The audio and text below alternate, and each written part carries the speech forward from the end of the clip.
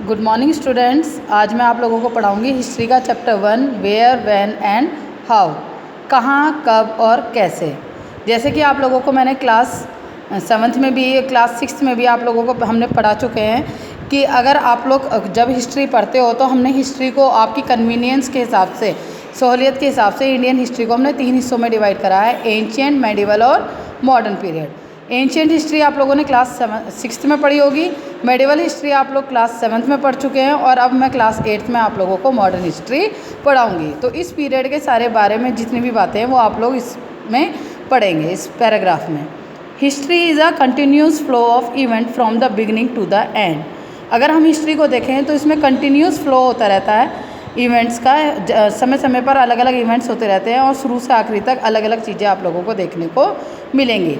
And as such it is very difficult to divide it into water tight compartment. और history को एक, जिस तरीके से हम पानी को एक उसमें दायरे में नहीं बांध सकते, सेम ऐसे ही हम हिस्ट्री को किसी दायरे में नहीं बांध सकते। ये बहुत ही बड़ी है हमारी हिस्ट्री, तो उसको इतनी आसानी से हम लोग नहीं समझ सकते।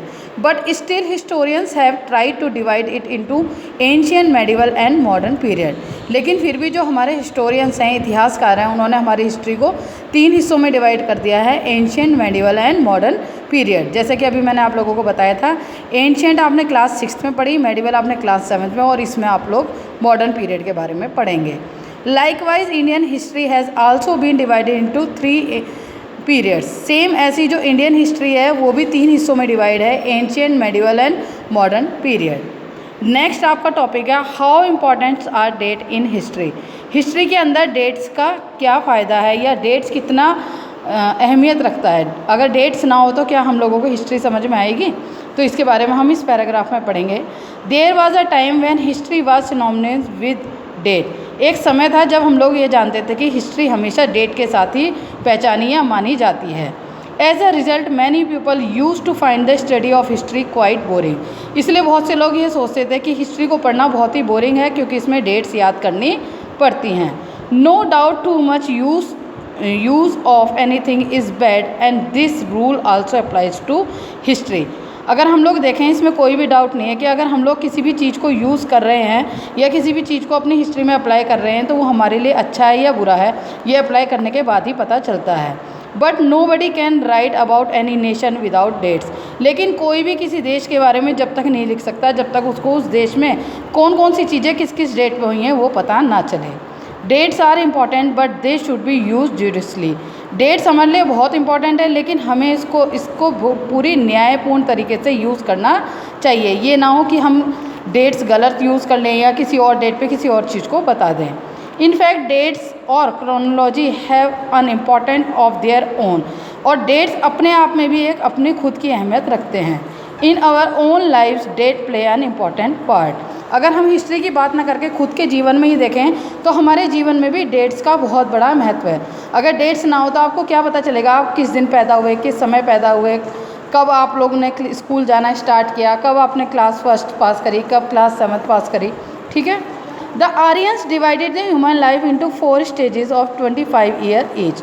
जो हमारे देश में आर्यंस थे उन्होंने हमारे जो मनुष्य जीवन था उसको 4 हिस्सों में डिवाइड करा था और हर एक हिस्से को 25 ईयर दिए थे। मीन्स जैसे ब्रह्मचार्य है, ब्रह्मचार्य का जो पालन करते थे वो 1 से 25 साल की उम्र तक करते थे। जो लोग गृहस्थ जीवन का सुख लेते थे वो 25 to 50 लेते थे। उसके बाद सन्यासी जीवन का, इस तरीके से 4 हिस्सों में हमारे जीवन को डिवाइड करा। For the Pandit would ask us the birth timing and date of our prepare on to horoscope। अगर आप लोग किसी पंडित के पास भी जाते हो तो हमेशा आपके डेट, किस टाइम पे आपका जन्म हुआ या उसकी डेट क्या है वो पूछते हैं और उसी के बाद वो आपकी भविष्यवाणी या आपके जीवन से रिलेटेड कोई भी क्वेश्चन है उसको बताते हैं। Likewise the progress of a nation is judged by the different stages through which it passed।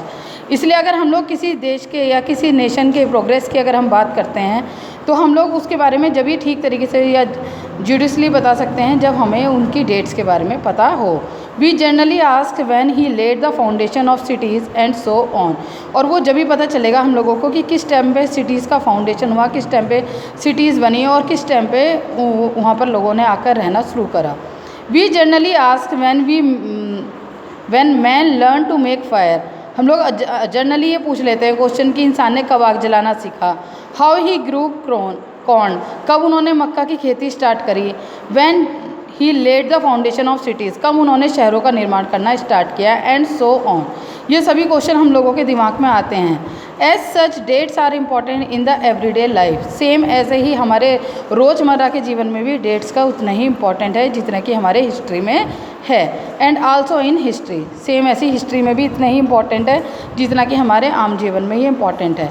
But they should be use sparingly and only important date should be use, लेकिन हमें इन dates का जो use है वो किफ़ायती तरीके से करना चाहिए। मतलब हमें पता होना चाहिए कि जिस डेट को हम यूज़ कर रहे हैं वो ठीक भी है या नहीं, और जब ये किफ़ायती तौर पे यूज़ होती हैं जब ये डेट्स हमारे लिए इम्पॉर्टेंट बनती हैं।